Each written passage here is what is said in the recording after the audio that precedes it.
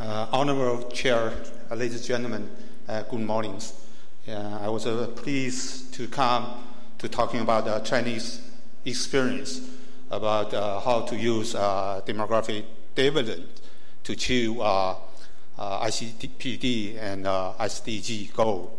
So my topic, we were talking about mainly focus on the poverty reductions and relate to the health. I think for the last 2 days, our speaker talking about SDG goal, and there are also we have to make a linkage between ICPD and SDGs, and this was reconfirmed 5 years ago, 2014, when government celebrated the 20 years of ICPD. You see 3 elements: health, and also place, mobilities, and dignity, and human rights. So I mainly focus on their health.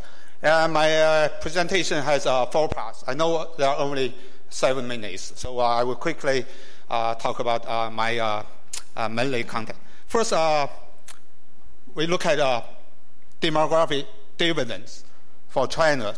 So based on the estimates, we have like 37 years to 40 years demographic dividends. So those people mostly were born around 1950, 60, 70, and 80s. So based on that, the demographic dividends from 1999 to 2032, there are around 13 years left for China to make use demographic dividends. And China also, if there are demographic dividends, is only opportunities. You have to make investment. So China use economic open door, and there will be, you see the GDP per capita increase much rapidly. And China not only see the economic growth, but also saw the social economic developments. So I know some other countries that were only economic growth, but without social economic development. So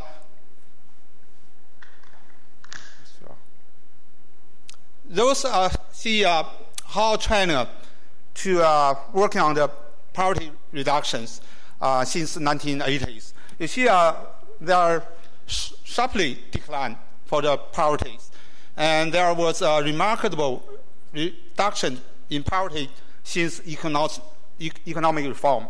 About 220 million people was left out the poverty since 1980s.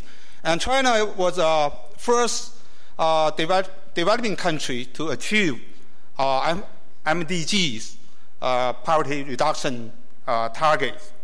And also those show the history of governance of poverty reduction in China. So the first stage, the government only gave money. And then the second, they found a job for those poverty. And the third, we think is comprehensive oriented. Not only give money, but also job. And also they look at those people with poor health. So that's mainly my talk will focus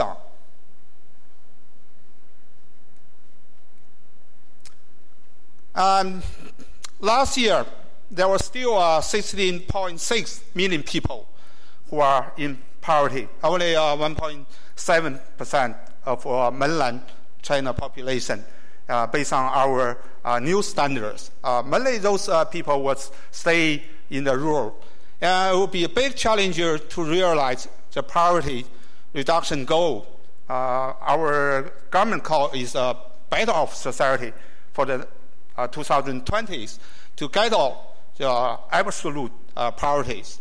So there will be it will be a good challengers to make full use of demographic dividends, because there are only 13 years to achieve the poverty reduction goals.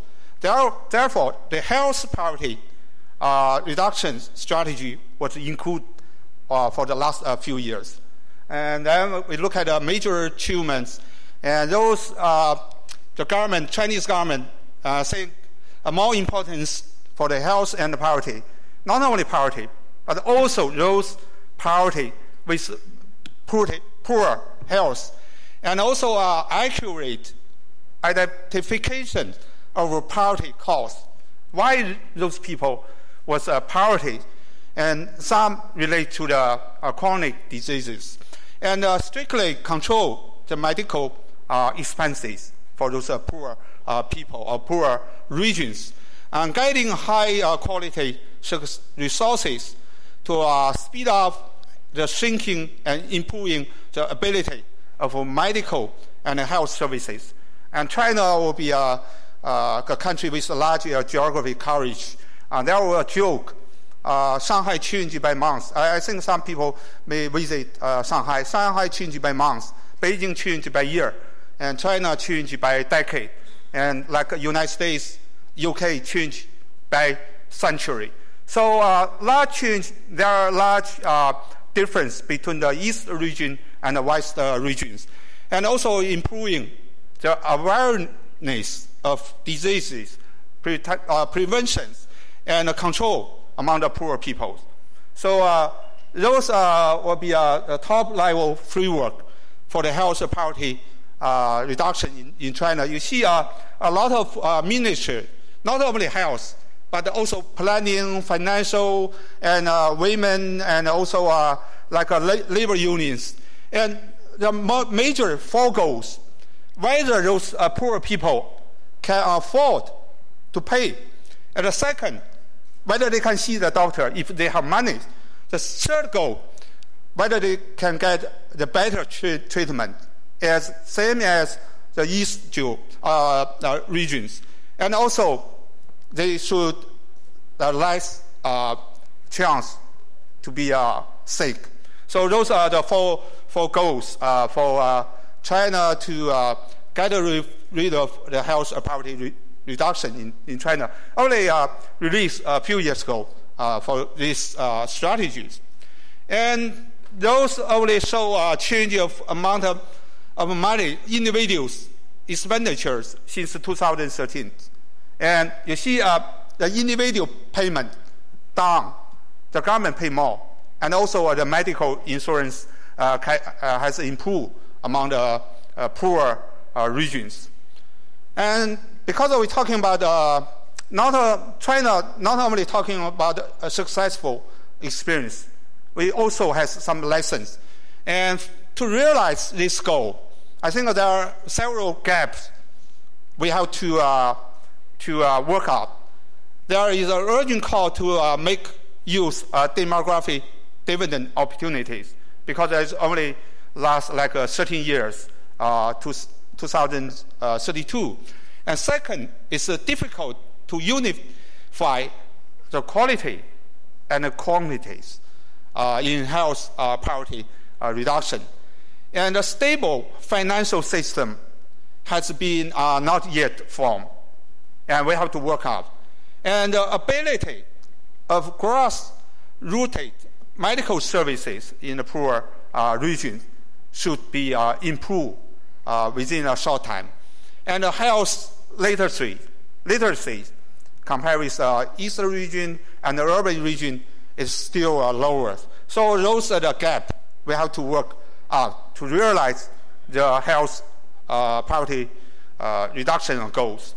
And the futures, we have to make use of demographic dividends to achieve the poverty reduction goals, in particular the health issues. And we have to set up a concept of big health and promote the construction of health countries, not only health cities.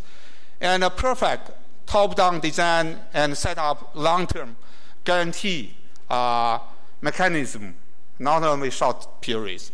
And we have to strengthen the grassroots force to send more medical trained people to rural poor regions, and improve the health and the medical service abilities.